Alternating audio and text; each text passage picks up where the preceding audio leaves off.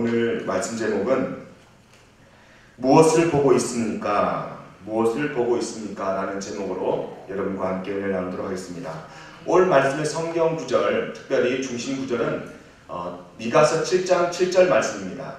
눈을 크게 뜨셔야 보이실 텐데 한번 같이 보겠습니다. 시작! 오직 나는 여호와를 우러러보며 나를 구원하시는 하나님을 바라보나니 나의 하나님이 나에게 귀를 기울이시리로다. 아멘.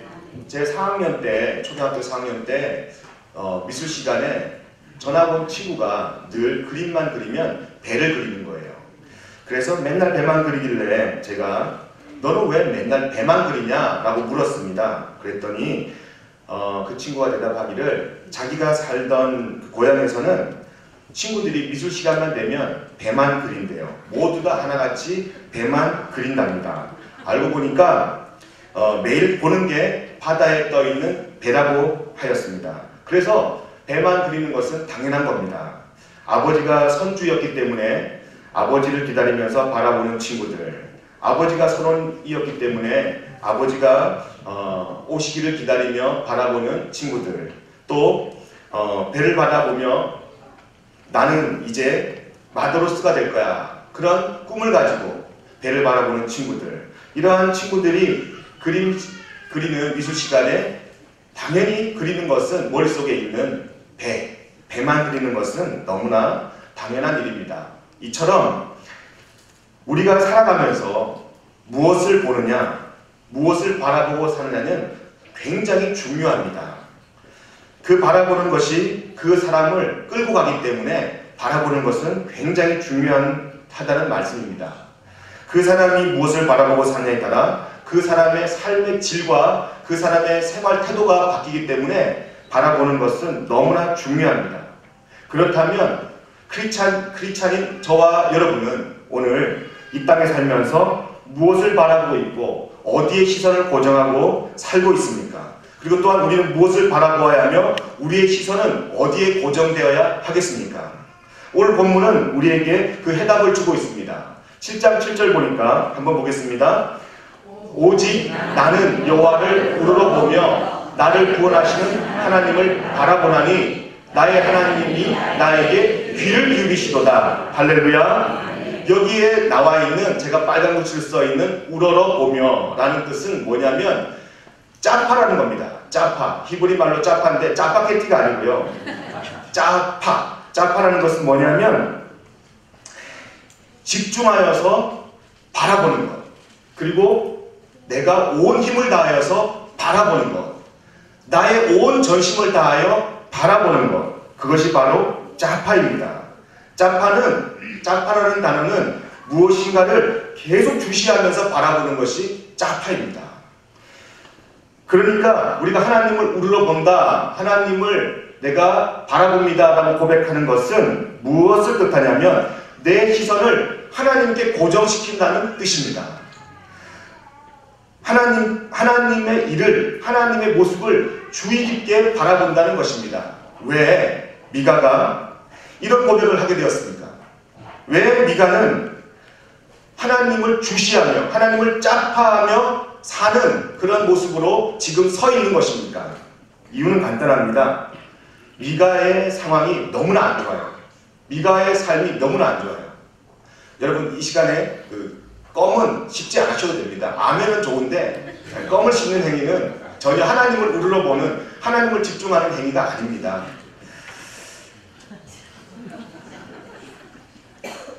미가서 7장 1절에 보니까 미가의 상황이 너무나 잘 나와 있습니다. 한번 읽어볼까요? 미가가 왜 하나님을 주시하고 있는지, 왜 하나님을 짜파하고 있는지 미가의 상황을, 미가의 시대적인 배경 상황을 한번 7장 1절에 한번 보겠습니다. 시작! 재앙이로다 나여 나는 여름 과일을 만든 포도를 거둔 것 같아서 먹을 포도송이가 없으며 내 마음에 사모하는 처음 익은 무화과가 없도다. 그 다음 구절부터 시대적인 상황이 쭉 나와 있는데 사람을 못 믿는 거예요. 여러분, 우리가 가끔씩 이야기하는 집안의 원수가 집안에 있다. 원수는 다른 곳에 있지 않고 집안에 있다. 그게 바로 미가서 7장 5절 말씀입니다. 딴 곳에 원수가 있는 것이 아니라 집안에 원수가 있고요. 그 누구 하나 믿을 사람 아무도 없다는 거예요. 친구도 못 믿고 이웃도 못 믿고 또 부모도 못 믿고 아무도 못 믿는 거예요. 여러분, 그런 시대적인 상황에 살고 있는 미가의 마음이 어땠겠습니까? 단 한 절로 표현합니다. 재앙이다, 저주다. 이런 절망 가운데 빠져 있어서 미가의 삶을 지금 고백하고 있는 겁니다. 이 지금 은유적인 표현이라 미가가 어떤 상황인지 자세하게는 잘 모르겠어요. 하지만 이 단어만 봐도 미가의 상황이, 시대적인 배경이 좋지 않다는 것을 우리는 금방 알 수 있습니다. 재앙이로다. 여러분, 기분 좋을 때 재앙이라는 말 써요? 아니면 여러분 상황이 안 좋을 때 재앙이라는 말 써요? 그렇죠. 안 좋을 때 쓰는 겁니다. 여러분, 축복합니다. 여러분 상황 속에서 미가처럼 7장 1절에 말하는 재앙이로다, 저주로다, 큰일 났다, 이런 삶이 없기를, 여러분 속에는 항상 기쁨과 성공만 있기를 예수님의 이름으로 축복합니다. 자기가 원하는 것을 전혀 얻을 수 없다는 거예요. 내가 손으로 수고했는데 수고한 대로 얻을 수 없다는 거예요. 발로 열심히 뛰어다녔는데 열매가 없다는 거예요. 얼마나 힘들고 어렵고 가슴 아픈 일이 펼쳐졌겠습니까? 그런데 이러한 미가는 이런 상황 속에서 어려운 상황, 절망적인 그 현실을 주시한 것이 아니라 하나님을 주시했다는 거예요. 하나님을 짝파했다는 거예요. 여러분, 오늘 이 미가의 삶 속에 한탄할 수밖에 없는, 통탄할 수밖에 없는 상황 속에서 하나님만을 짝파, 즉 주시한 이유는 무엇인지 함께 우리 말씀을 묵상하면서 은혜를 나누도록 하겠습니다. 큰 은혜가 될 줄로 믿습니다. 본문 우리 7절 두 번째 절 보니까 이렇게 나와 있습니다. 한번 볼게요. 7장 제가 빨간 글씨로 표현한 부분은 두 번 읽으면 되겠습니다. 한번 읽어볼게요. 시작. 오직 나는 여호와를 물어보며 나를 구원하시는 하나님을 한 번 더. 나를 구원하시는 하나님을 바라보라니 나의 하나님이 나에게 귀를 기울이시는구나. 할렐루야. 새 번역 성경에는 나를 구원하실 하나님이라는 말을 다른 말로 표현해서 나를 구원하신 하나님을 기다린다라고 표현하고 있습니다. 미가가 나를 구원하신 하나님을 바라본다라는 말은 나를 구원하신 하나님을 기다린다라는 말로 표현할 수 있습니다. 미가가 하나님을 주시한 이유가 하나님의 구원을 기다리기 때문에 하나님을 주시하는 거예요. 여러분, 하나님을 구원을 기다리면 하나님의 놀라운 은혜가 임하게 될 줄로 믿습니다. 말씀이 한결같이 우리에게 들려주는 말씀, 강조하는 말씀은 하나님은 구원자라는 거예요. 예수님은 구원자라는 거예요. 인간은 절망과 희망 사이에 늘 살게 됩니다. 희망과 절망 사이에 사는 존재가 바로 인간입니다. 내가 아무리 열심히 살아도 절망의 세계는 어김없이 우리 가운데 찾아옵니다. 육신의 질병이 나를 절망하게 하고, 경제적인 어려움이 나를 절망하게 하고, 또 깨어진 관계가 나를 절망하게 합니다. 여러분, 사랑하는 사람, 그이가 정말 죽도록 사랑해서 결혼했는데 그 인간이 나를 절망하게 합니다. 뿐입니까? 집안의 원수, 자식들이 나를 절망하게 하고요. 그리고 또 때로는 내 뜻대로 되지 않는 우리 목장 식구들 때문에 우리는 절망하게 되고, 마을 내에 있는 아픔으로 인하여서 우리는 절망하게 됩니다. 이렇게 많은 절망들이 우리를 찾아옵니다. 그러나 절망의 세계만 찾아오는 것은 결코 아닙니다. 소망을 가지십시오. 희망의 세계도 찾아오는 줄로 믿습니다. 주님의 십자가의 죽음 앞에서 절망했습니다. 그러나 그 절망은 부활이라는 놀라운 이러한 사건을 통해서 우리에게 희망과 소망을 줄 줄로 믿습니다. 희망의 세계가 펼쳐진 줄로 믿습니다. 여러분, 절망하고 있습니까? 혹시 무엇 때문에 절망하고 있습니까? 근데 절망 가운데 여러분들은 무엇을 바라보고 있습니까? 그 절망에 여러분들이 짬파하고 있습니까? 아니면 구원을 주시는 하나님 앞에 여러분들의 시선이 고정되어 있습니까? 오늘 도전합니다. 절망에 여러분 시선을 빼앗기지 마시고 구원을 주시는 하나님 앞에 시선을 돌리시기를 예수님의 이름으로 축복합니다. 그러면 부활이라는 놀라운 구원의 세계가 여러분 가운데 있을 줄로 믿습니다. 키에르케고리가 이렇게 이야기합니다. 덴마크의 철학자이죠. 그는 죽음에 이르는 병이라는 그런 책을 통해서 절망의 마지막은 죽음이다 라고 이야기합니다. 그런데 그는 절망은 죄라고 이야기합니다. 절망은 죄다. 왜입니까? 왜 절망이 죄입니까? 왜 절망이 죄냐면 그는 절망은 하나님과의 관계가 깨어졌을 때 오는 것이라고 이야기합니다. 하나님과의 관계가 깨어졌을 때 찾아오는 것이 절망이라는 거예요. 하나님 앞에 내가 시선을 돌이킬 때, 하나님 앞에 시선을 빼앗길 때, 환경에 내가 시선을 빼앗길 때 찾아오는 것이 절망이라는 거예요. 여러분들의 시선이 결코 하나님께 집중되어 있으면 절망은 찾아오지 않습니다. 오늘 여러분들 시선이 빼앗기지 않고 하나님을 믿지 못하는 그런 일들이 없기를 예수님의 이름으로 축복합니다.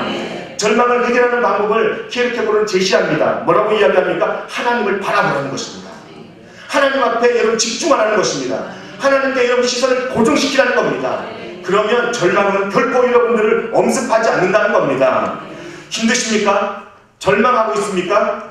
주위를 둘러보면서 여러분들의 마음이 빼앗겼습니까? 여러분 오늘 이 시간에 다른 것 의지하지 마시고 다른 것 바라보지 마시고 하나님 바라보는 복된 시간 되시기를 예수님의 이름으로 축복합니다. 그것을 성경은 호람데오라고 이야기합니다. 하나님 앞에 1대1로 서 있는 사람, 하나님 앞에 1대1로 맞닥뜨린 상황을 하나님은 하나님 앞에 시선을 고정시킨 사람이라고 인정하는 것입니다. 여러분 오늘 여러분 가운데 절망이 있을 때 하나님 앞에 시선을 고정시키며 하나님과 1대1의 만남이 있기를 예수님의 이름으로 축복합니다. 성경은 그리할 때 우리에게 구원을 주신다고 이야기합니다. 성경은 그리할 때 우리에게 소망을 주신다고 이야기합니다. 미가는 7절에 고백하기를 이렇게 고백합니다. 한번 보겠습니다. 다시 한 번 더 빨간 글씨만 두 번 시작.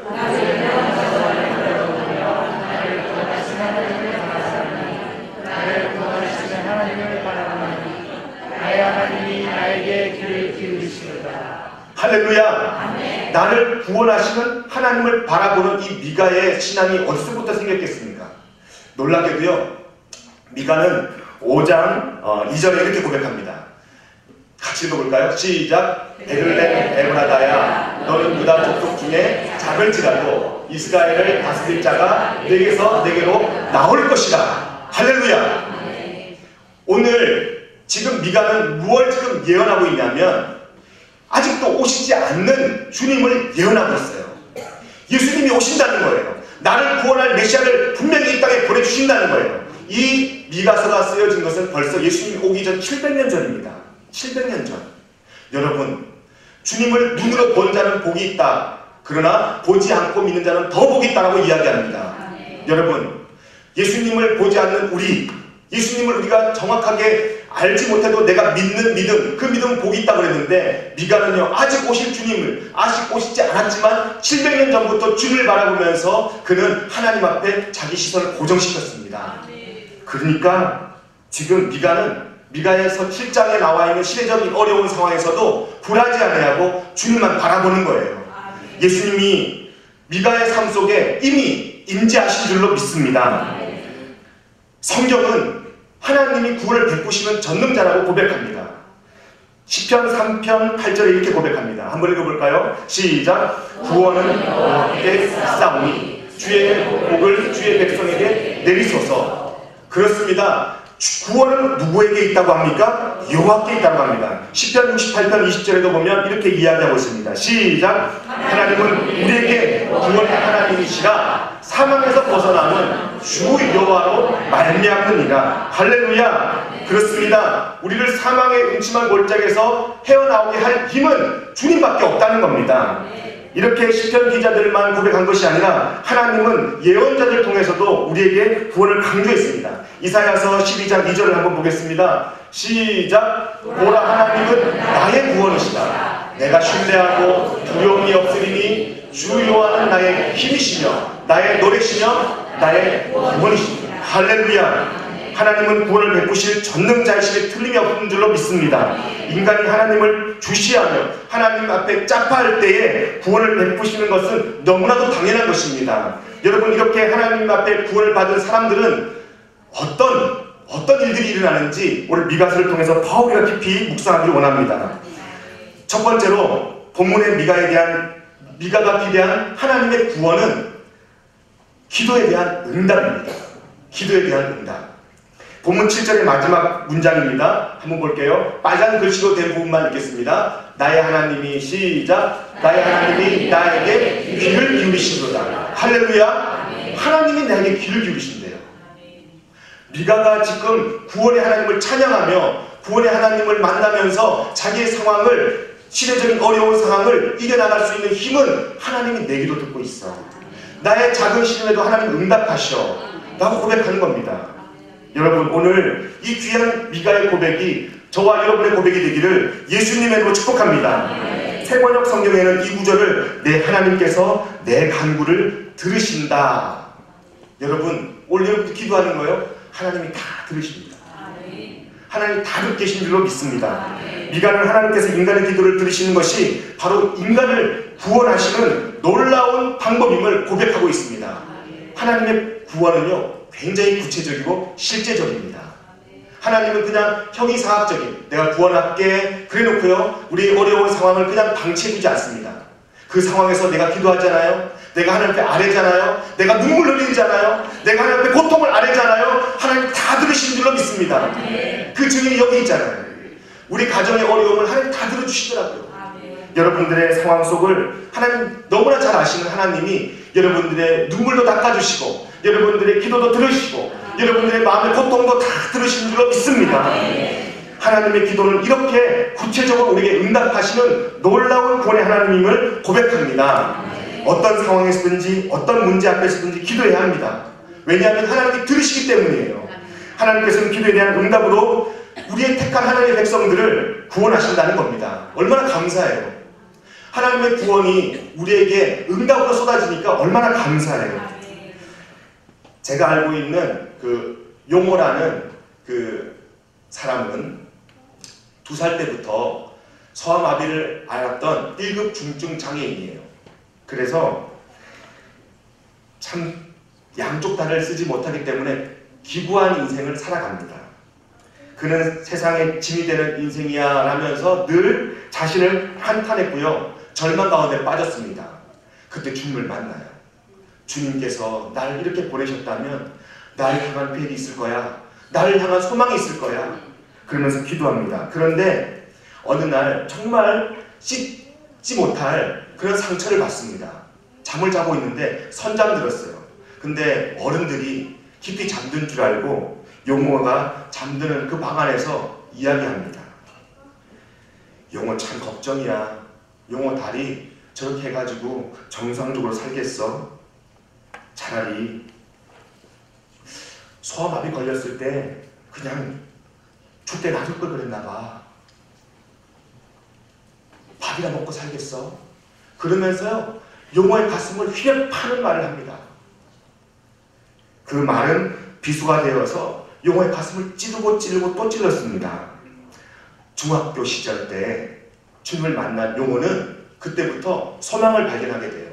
하나님이 내 기도 들어주신다는 데, 우리 엄마는 내 기도 들어주지 않았고 우리 아빠는 내 소망이 되지 못했지만 하나님은 내 소망 들어주신다는데, 하나님은 내 기도 들어주신다는데, 그때부터 기도하기 시작했습니다. 놀라운 일이 일어났어요. 용호의 다리가 힘이 쫙 펴지면서 걸어가서 얼마나 좋았겠어요. 여전히 용호의 다리는 1급 장애인으로 쩔뚝쩔뚝거리고요, 비정상적으로 사는 거예요. 그런데 어느 날 아버지 친구라고 찾아온 손님이 있었어요.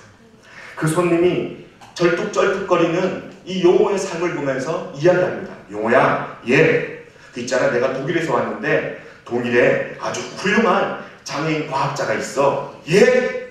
장애인인데도 과학자가 될 수 있어요? 그럼 너무너무 훌륭해. 그러면서요, 마음에 소망이 생겼어요.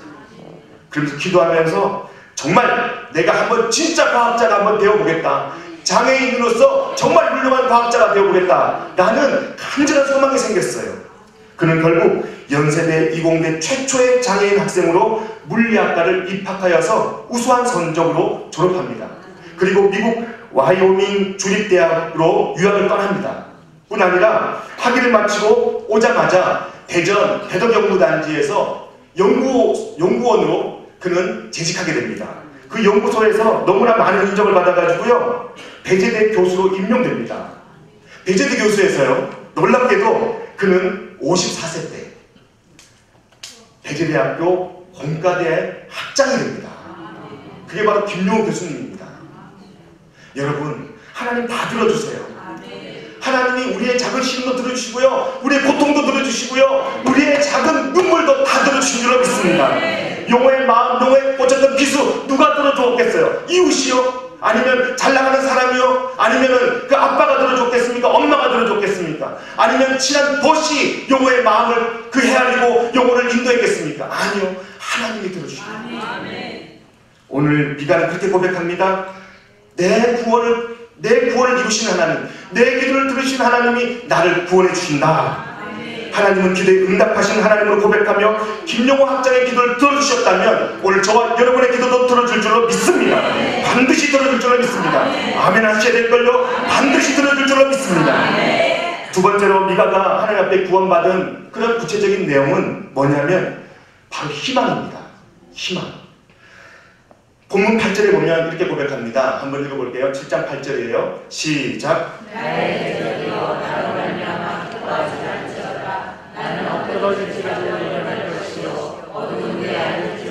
여호와께서는 나의 빛이 되실 것이니라. 할렐루야. 얼마나 감사한지 몰라요.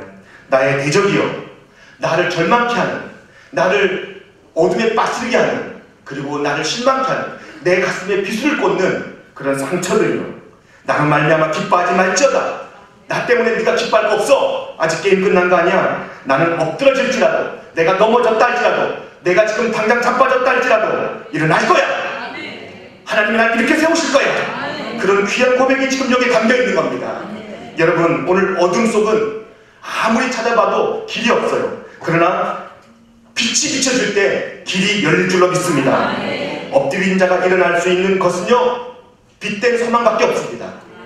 엎드려진 자는요, 아무리 일으켜 세우려고 해도요, 일어날 희망이 없어요. 일어날 힘이 없어요. 그러나 그 가운데 빛이 비치면 소망이 생겨요. 여러분, 오늘 주님께서는 우리를 어떤 구원으로 인도하십니까? 빛으로 인도하신다는 겁니다. 빛은 소망이고 희망인 줄로 믿습니다. 그러므로 이 구절은 하나님께서 어떠한 상황에서도, 어떤 우리 형편에서도 인간에게 희망을 주신다는 것을 의미하고 있습니다. 미가는 하나님께서 인간에게 어떤 상황에서도 우리에게 희망을 주신다는 것이 바로 우리를 구원하신다는 의미라는 거예요. 여러분, 이런 고백이 저와 여러분 속에 있기를 예수님을 축복합니다.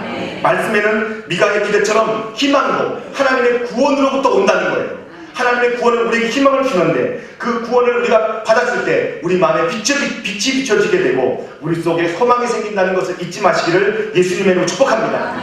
나라가 망했어요. 서로 불신해요. 어디 가도 마음 둘 곳이 없어요. 어디 가도 정말 나랑 마음 터놓고 이야기할 사람이 없어요. 정말 가슴 답답한 상황이에요. 원수가 집안에 있대요. 어디 가서도 내가 정말 누구 하나 붙잡고 내 속마음을 털어놓을 사람이 없는 거예요. 이렇게 망해가는 상황에서 백성들 사이에는 의혹이 불어났습니다. 의문들이 생겼어요. 정말 하나님 살아계신 거야? 하나님, 우리 하나님 맞아? 하나님 지금 우리가 보는 거 맞아? 하나님, 내 하나님 맞아요? 그러면서 의문들이 생겼습니다. 여러분, 상황이 어려울 때 많은 의문이 생겨요. 하나님이 계신 것도 같고 안 계신 것도 같고 그런 일 많잖아요. 목사인 저에게도 있는데 여러분들이 왜 없겠어요? 있을 거예요. 분명히 있어요. 이런 우리의 마음을 낙심케 하는, 그럴 때 절망감이 찾아올 때 하나님이 계신지 안 계신지 의심이 든단 말이에요. 여러분, 의심하지 마세요. 하나님 살아계신 줄로 믿습니다. 하나님께서는 우리에게 분명히 하나님의 살아계심을 우리의 눈으로 보게 할 줄로 믿습니다. 어떻게 해요? 빛으로 보게 할 줄로 믿습니다. 휴아이드라는 사람이 있었습니다. 세계적으로 유명한 이 휴아이드는 샘소나이트 가방 회사 사장이에요. 회장이에요. 회장. 그런데 이 회장은 처음부터 잘 나간 사람이 아니었어요. 그의 아버지는 유럽에서 미국으로 이민을 와서 뉴욕에서요 잡화상을 시작했습니다. 근데 웬일이에요? 일만 하면 다 망하는 거예요. 사업만 했다면 쫄딱 망하는 거예요. 그냥 망하는 것이 아니라 쫄딱 망하는 거예요. 어떻게 망한다고요? 쫄딱 망하는 거예요. 일만 펼쳤다 그러면 쫄딱 망하는 거예요. 정말 이렇게 망하려고 길을 써도 안 망하는데, 하여튼 이 사람은 가게만 열었다 그러면요 한 명도 안 해요. 한 명도 안 해요. 그리고 일주일 만에 문 닫고 또 일주일 만에 문 닫고 쫄딱 망하는데 그의 사업은 계속 실패의 연속이었습니다. 전화 받아서 빨리 오시라고 하세요. 빨리 오시라고. 조금 있으면 실력 끝나요.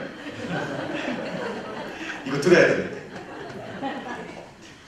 그래서요 이 휴아이드가요 마음에 고민이 있어요. 하나님 살아계시잖아요. 우리가 하나님 믿는 가정이잖아요. 하나님 우리 가정의 주인이시잖아요. 왜 사업만 하면 쫄딱 망합니까? 왜 이렇게 우리 실패합니까? 실패의 연속이 왜 우리 가정에 계속 있습니까? 그러면서 슈와이드는요 계속 마음에 의문이 생겼어요. 그때 미가의 고백처럼 하나님의 구원이 이 슈와이드 마음속에 너무나 넘치게 너무나 강하게 빛으로 비쳤습니다. 그때 그래 맞아 하나님 살아계셔. 내가 왜 이런 마음 먹어? 내가 왜 이런 의심이 생겨? 아니야 하나님을 향하여 의심하는 마음은 어둠이야. 그러면서요 빛이 들어오면서부터 강한 믿음이 생겼습니다. 그래서 하루에 3번씩 기도해요. 몇 번씩이요? 하루에 3번씩 기도하기 시작했습니다. 하루에 3번씩 기도하면서 아빠가 실패한 거 내가 이제 감당할게요. 아빠 쉬세요 하면서 채소 가게를 열심히 운영했어요. 그런데 갑자기요 막 잘 돼야 되잖아요. 근데 여전히 파리만 나는 거예요. 손님 물린 듯 불린 듯 막 와야 되잖아요. 근데 여전히 안 옵니다. 이렇게 하루에 3번씩 기도해도 여전히 슈와이드가 운영하는 가게, 채소 가게는요 채소들이 점점 시들어가고 있습니다.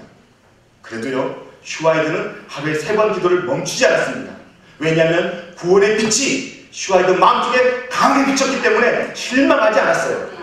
열심히 기도했습니다. 이게 웬일이에요? 슈와이드 눈에요 기도만 하면 가방이 보이는 거예요. 손님들이 지나가는데 자기들 물건을 좀 사서 지나가는데 물건을 많이 넣으면 가방이 찢어져 버리는 거예요. 터져버리는 거예요. 기도할 때 마음에 감동이 왔어요.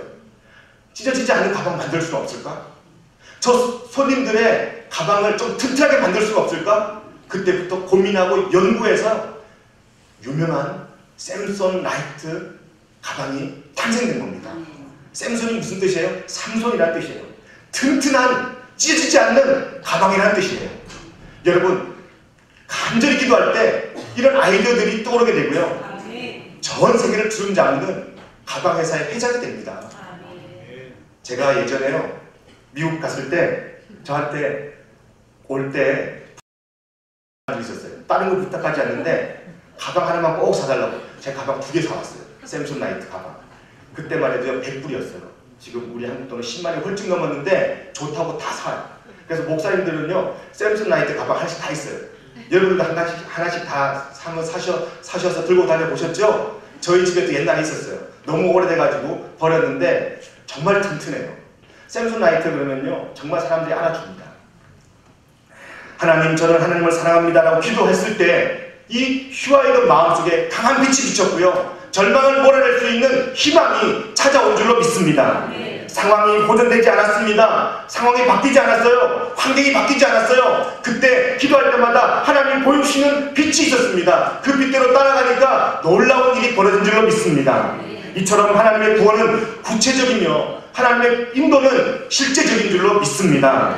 그러므로 우리가 하나님 앞에 어떻게 살아야 되겠습니까? 하나님을 바라보며 하나님 앞에 짬파하며 내 시선을 하나님 앞에 고정시키며 살아야 될 줄로 믿습니다. 사랑하는 성도 여러분, 지금 여러분 처해져 있는 상황이 어떻습니까? 한탄스러웠습니까? 아니면 미가처럼 어디 마음 둘 곳도 없는 그런 절망 가운데 빠져 있습니까?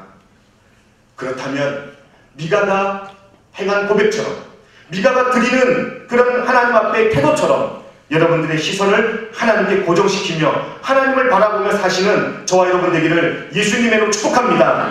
그럴 때 하나님께서 기도로 응답으로 때로는 우리에게 빛으로 또한 빛을 통해서 소망으로 우리를 구체적으로 인도하며 구원해 줄 줄로 믿습니다. 미가서 6장 8절 말씀입니다. 그렇다면 우리에게 구원을 통하여 응답하여 주시고 구원을 통하여 소망을 주시고 구원을 통하여 빛을 주시는 하나님의 의도는 무엇일까요? 저는요 우리 교회가 참 좋은 게 우리 교회 와서 예전에는 예전 설교는 이전까지였어요. 이전까지. 그래서 여러분 복 받으십시오 하고 끝났어요. 그럼 여러분들 아멘 하고 끝나고 다시 통성을 기도합시다 하고 기도해요. 여기까지. 그런데요 제가 우리 교회 와서 정말 많은 걸 배워요.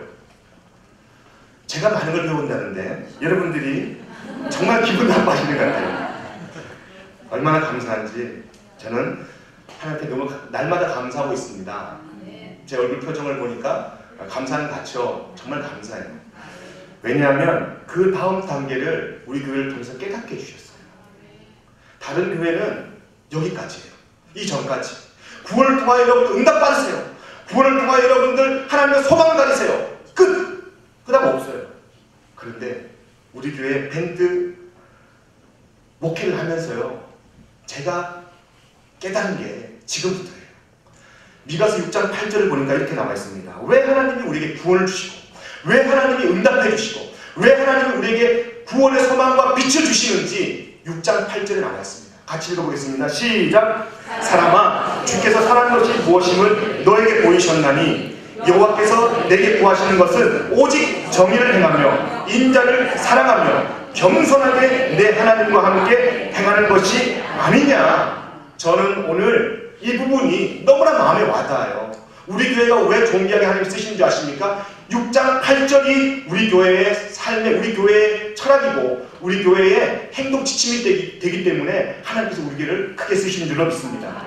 한번 또박또박 우리가 나누어서 읽어보겠습니다. 첫 번째로, 사람아, 주께서 선한 것이 무엇임을, 선한 것. 가장 선한 게 무엇입니까? 선한 것. 그 다음 구절 보니까 누구에게 보이셨다 그랬어요? 구원을 통하여서 응답받고 구원을 통하여서 소망의 빛을 발견한 나에게 보이셨다고 이야기합니다. 그런데 그것을 통하여서 여호와께서 우리에게 구하시는 것이 있대요. 우리에게 원하시는 것이 있대요.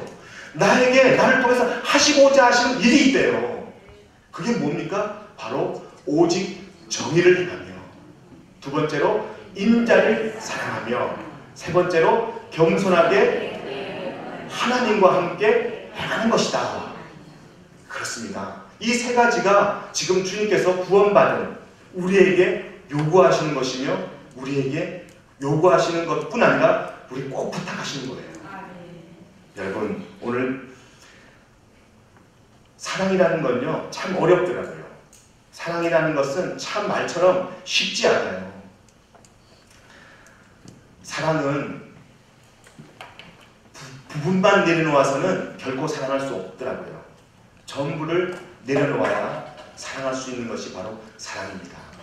그런데 그 사랑을 누가 했습니까? 예수님이 우리를 통해서, 예수님이 우리에게 보여준 사랑은요, 전부를 내려놓은 사랑이에요. 생각해 보세요. 하나님이 뭐가 아쉬워서 인간의 몸을 입고 이 땅에 오셨겠어요? 뭐가 아쉬워서? 그냥 말씀으로, 야, 너희들 다 구원받아, 그러면 되잖아요. 너희들 다 나 믿어, 그러면 되잖아요. 근데 뭐가 아쉬워서 하나님이 그 높은 보좌, 눈물도 없고 고통도 없고 아픔도 없고 근심도 없고 걱정도 없고 그냥 즐거움만 있고 행복함만 있는, 그냥 부족함이 아무것도 없는 완벽한 세상인 하늘나라에서 이 부족한 투성인, 죄 많은 세상인 이곳에, 이 더러운 세상에 왜 인간의 몸을 입고 그 존귀한 분이 오셨겠습니까? 왜 오셨겠습니까? 여러분, 한번 생각해 보셨나요? 왜 오셨어요, 주님? 그냥 말씀으로 천지를 창조하셨듯이 말씀으로 우리 구원하시면 되잖아요. 저는 한번 고민해 봤어요. 왜 주님 오셨어요? 여러분, 그건요, 엄청난 사랑이고 엄청난 배려예요. 너무너무 귀한 배려예요. 제가 여러분에게 한번 예를 들었잖아요. 여러분들이 한번 생각해 보세요. 여러분들이 북한에서 내려온 그러한 북한 주민들이에요. 근데 한국에 와보니까 너무 잘 사는 거예요. 근데 북한에는 지금 엄마도 있고 아빠도 있고 가족이 다 있어요. 거기는 먹을 것이 없어가지고 나무 껍질 벗겨가지고 삶아가지고 국물 우려내서 겨우 허기진 배만 그런 감당하고 있는데, 여러분들은 보니까 여기 주변에 뷔페도 많고 맛있는 것도 많고, 그리고 여러분 앞에 먹고 싶은 거 다 먹을 수 있을 만큼 경제적인 여유도 있어요. 그럴 때 여러분 먹을 때 어떤 기분 들겠어요? 아싸, 나 맛있는 거 먹는다 그러면서 여러분 그냥 북한에 있는 여러분 가족들 생각도 안 하고 계속 먹기만 하겠습니까? 어떻겠어요? 여러분 마음이 어떻겠어요? 먹을 때마다 어떤 마음 들겠어요? 잘 모르겠어요? 주여, 어떤 마음이 들겠어요? 가족들이 그 좋은 거 못 먹을 때, 그 귀한 거 여러분들 가족들과 함께 못 나눌 때 여러분 마음 어떻겠어요? 그 음식이 목구멍으로 넘어가요? 그 목구멍으로 넘어가는 사람은 인간 아닙니다. 우리 담임 목사님 말씀대로 귀신이지. 사람 안 넘어갈 거예요. 안 넘어갈 거예요. 가슴 아파서. 너무너무 가슴 아플 거예요. 날마다 맛있는 거 먹으면 눈물 날 거예요. 우리 엄마 좋아하는 갈비인데 그러면서 나쁜 사람 하면서 나같이 내려왔으면 먹잖아 나쁜 사람 그러면서 얼마나 가슴 아팠겠어요. 얼마나 가슴 아프게 그 음식을 넘기겠어요. 먹다가 체할 겁니다. 우리 주님 마음이 그런 마음이에요. 하늘에는 고통도 없어요. 눈물도 없어요. 근심도 없어요. 근데 사랑하는 우리를 보니까 매일 눈물 흘리고 고통받고 근심하고 걱정하고 상처받고 찢기고 상한 심령으로 살아가는 우리의 모습들. 근데 어디도 마음 둘 곳 없는 미가사의 상황이 우리 삶 속에 펼쳐지고 있는 거예요. 어째 할 줄 몰라서 주님께서 내려오신 겁니다. 어떻게 할 수가 없어가지고 주님이 내려오신 거예요. 그게 주님의 배려입니다. 엄청난 사랑이에요. 다 버리셨어요. 저는 주님의 마음을 깨닫는 순간 고맙더라고요. 여러분 그게 주님의 마음이에요. 이게 여러분 우리 마음속에 깨달아져야 될 줄로 믿습니다. 하나님 마음이 그런 마음이에요. 너 이 좋은 곳에 너 같이 못 있어서 미안해. 눈물도 없는데 여기는 고통도 없는데 여기는 너 눈물 흘리고 있구나. 너 가슴 아파하고 있구나. 너 가슴 찢어지게 고통받고 있구나. 내가 가만히 못 있겠다. 내가 가만히 못 참겠다. 너 어떻게 내가 너 죽는 걸 봐. 그러면서 내려오신 것이 예수님이 이 땅에 육신 먹고 내려오신 그 이유란 말입니다. 하나님 우리를 너무 사랑하세요. 그 사랑이 우리 속에 깨달아진다면 우리는 지금 여기에 나와 있는 사랑, 인자를 사랑하며 사람을 사랑하는 것이 어렵지 않습니다. 여러분 자식 사랑하는 거 어렵지 않고요. 배우자 사랑하는 거 어렵지 않고요. 우리 목장 식구들 사랑하는 거 어렵지 않고요. 우리 이웃 사랑하는 거 어렵지 않더라고요. 예수님 마음 모르니까 내 힘으로 하려고 하니까 어렵죠. 내 힘으로 하려고 하니까 지치죠. 내 힘으로 하려고 하니까 보상받고 싶은 거죠. 아니요. 주님 마음이 내 마음에 부어지면 그 사랑 자연스럽게 나올 줄로 믿습니다. 하나님이 나에게 다 주셨는데 뭘 아프겠어요. 그 사랑을 깨달은 마더 테레사가 이렇게 이야기합니다. 육체의 병은 약으로 치유될 수 있다. 그러나 고독과 절망과 좌절의 유일한 치유제는 사랑이다. 세상에는 빵 한 조각이 없어서 죽어가는 사람들이 많다. 하지만 사랑이 없어서 죽어가는 사람들은 더 많다. 빵 한 조각 없어서 죽어가는 사람들이 많지만 사랑 없어서 사랑에 굶주려서 죽어가는 사람들은 더 많대요. 그러면서 하는 말이 뭐라고 이야기하냐면 마더 테레사가 버림받은 사람들의 어머니라는 그런 글 중에 나온 글인데 사랑이 참되려면 탁월한 사랑이어야 한다고 생각하지 마십시오. 우리에게 필요한 것은 지치지 않고 사랑하는 것입니다. 나는 가난한 사람이 있는 곳이라면 달까지라도 찾아갈 것입니다. 끝까지 사랑 아닙니까 이게? 예수님이 우리를 사랑한 그 끝까지 사랑. 예수님의 마음이 우리 마음에 부어지면 그 끝까지 사랑이 우리에게 생겨날 줄로 믿습니다. 마지막 예를 하나 들고 말씀을 마칠까 합니다. 어느 의과대학에서 일어났던 일인데 교수님이 학생들에게 질문을 했습니다. 한 부부가 있는데 남편은 매독에 걸려있고 아내는 심한 폐결핵에 걸려있다. 이 가정에는 아이가 넷이나 있는데 한 아이는 며칠 전에 병으로 죽었고 남은 세 아이들도 지금 결핵으로 누워있어 살아날 가망이 전혀 없다. 이 심한 폐결핵에 걸려있는 부인이 현재 임신 중이다. 어떻게 하면 좋겠습니까? 라고 의대생들에게 물었습니다. 그랬더니 두 번도 생각하지 않고 한 의대생이 손을 번쩍 들더니 교수님 그거 뭐 두 번이나 생각합니까? 그걸 질문이라고 합니까? 당연히 낙태해야 합니다. 낙태 수술해야 됩니다. 이렇게 이야기합니다. 그때 교수님은 그렇게 이야기합니다. 방금 자네는 세계적인 음악의 성자 베토벤을 죽였네. 그렇게 이야기합니다. 베토벤이 태어나기 전 상황이었습니다. 그런데 베토벤의 엄마는 베토벤을 너무너무 사랑했어요. 너무너무 사랑해서 베토벤을 낳아서 길렀습니다. 만약에 우리가 상황을 보면서 사람을 사랑할 수 없다면 내 뜻대로 저 사람은 안 돼! 저 사람은 내가 사랑하지 못해! 라고 여러분이 단절시키고 사랑을 한계 지었다면 오늘 베토벤 같은 위대한 사람을 여러분들이 탄생시킬 수 없다는 사실입니다.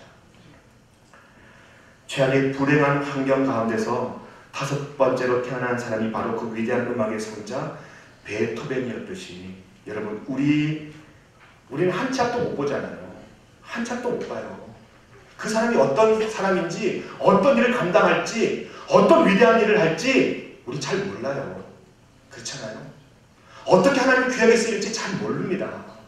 그런데 우리가 하나님의 뜻도 분별하지 못하고 하나님의 뜻도 묻지도 않고 하나님의 뜻도 순종하지 않고 그 사람은 하나님의 사랑 받을 자격 없어! 라고 단정 짓는 것은 너무나 큰 실수며 죄악입니다. 여러분들 오늘 도전합니다. 그리고 여러분 부탁드립니다.